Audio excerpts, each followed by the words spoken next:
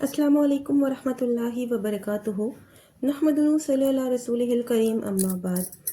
قرآن پاک میں اللہ تعالیٰ نے بار بار اس بات کا اعادہ کیا ہے کہ ہم نے دین کو آسان بنایا ہے، اور حقیقت بھی یہی ہے کہ قرآن پاک میں قیامت، توحید، حشر اور نشر جیسے عقائد اور اعمال کی جتنی باتیں بتائی گئی ہیں وہ اتنے آسان لفظوں اور آسان انداز میں بتائی گئی ہیں کہ اس سے آسانی کا تصور نہیں کیا جا سکتا۔ اسی طرح حدیث میں نبی کریم صلی اللہ علیہ وسلم نے بیان فرمایا ہے، الدین یسر، دین آسان ہے، سختی، تشدد اور اذیت نفس سے دین پاک ہے۔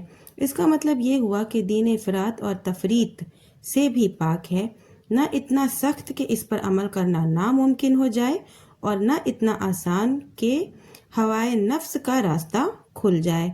فقہائے محدثین نے اپنے اجتہادات اور استنباطات میں یہی درمیانی راستہ اختیار کیا ہے، لیکن فقہائے اہل کی رائے نے اپنی تخریجات اور تفریعات میں افراط اور تفریط سے کام لیا ہے، جس کے نتیجے میں کہیں تو ایسا ہوا کہ عمل ہی ناممکن ہو گیا، اور کہیں ایسا ہوا کہ ہوائے نفس کا راستہ کھل گیا۔ اگزامپل کے طور پر آسانی سے سمجھیے، نکاح ایک مقدس رشتہ ہے۔ اللہ تعالیٰ نے اسے جائز اور مباح قرار دیا ہے، بلکہ بعض حالتوں میں نکاح واجب ہو جاتا ہے۔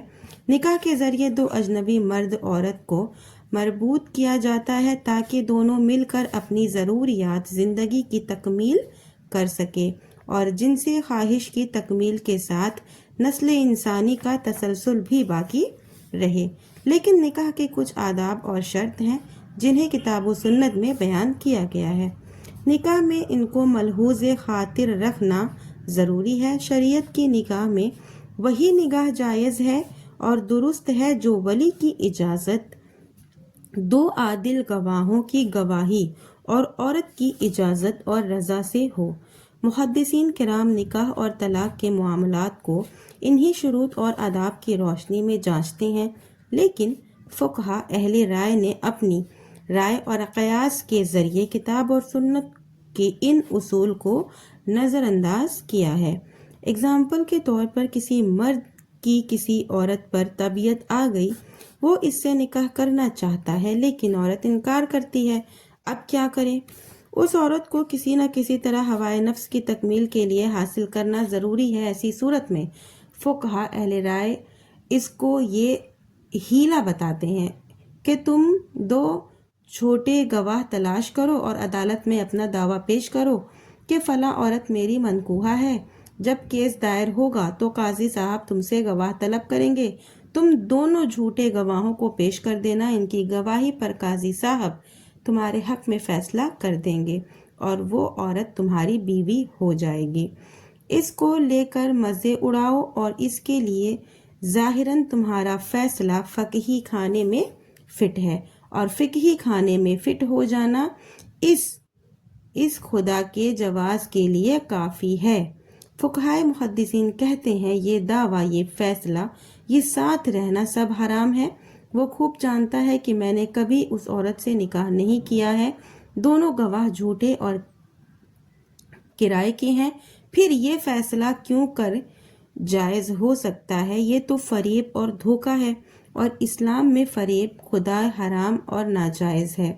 اسی طرح زنے مفقوع الخبر، یعنی ایسی عورت جس کا شوہر لاپتہ ہے، اس کے بارے میں یہ مسئلہ اٹھتا ہے کہ وہ عورت کتنے دنوں تک شوہر کے آنے کا انتظار کرے گی۔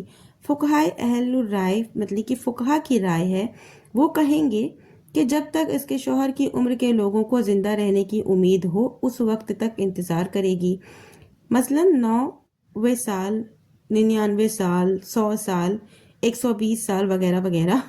اتنے سال گزر جانے کے بعد اس عورت کو شادی کی اجازت دی جائے گی۔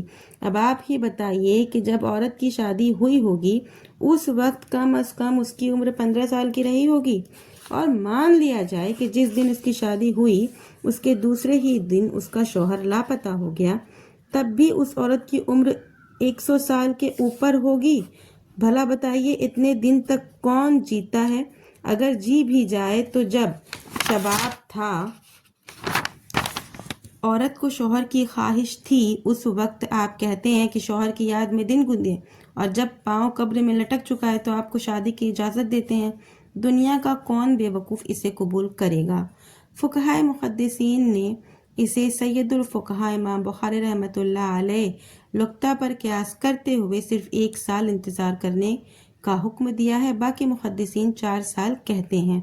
ان مثالوں سے واضح ہوا ہے کہ اسلام میں افراط اور تفریط نہیں ہے۔ اسلام ایک اعتدال پسند دین ہے۔ حد سے زیادہ سختی یا حد سے زیادہ جھوٹ اسلام کا راستہ نہیں ہے۔ ابھی جو میں نے آپ کو شادی اور نکاح پر چند باتیں بتائی ہوں، وہ صرف یہی سمجھانے کے لیے بتائی ہوں کہ اسلام ہمیں کسی طرح کی افراط یا تفریط یعنی کہ کسی طرح کا مشکل نہیں دیتی ہے، نہ حد سے زیادہ سختی کرنے کا حکم دیتا ہے، یا جھوٹ اسلام کا راستہ نہیں ہے۔ فقہائے محدثین نے کتاب و سنت کی روشنی میں یہی اعتدال کا راستہ اختیار کیا ہے۔ آیت کریمہ میں کہا گیا کہ اختلاف کی صورت میں اللہ اور اس کے رسول کی طرف رجوع کیا جائے، اس لیے کہ یہی ایمان کی پہچان ہے اور اسی میں خیر ہے۔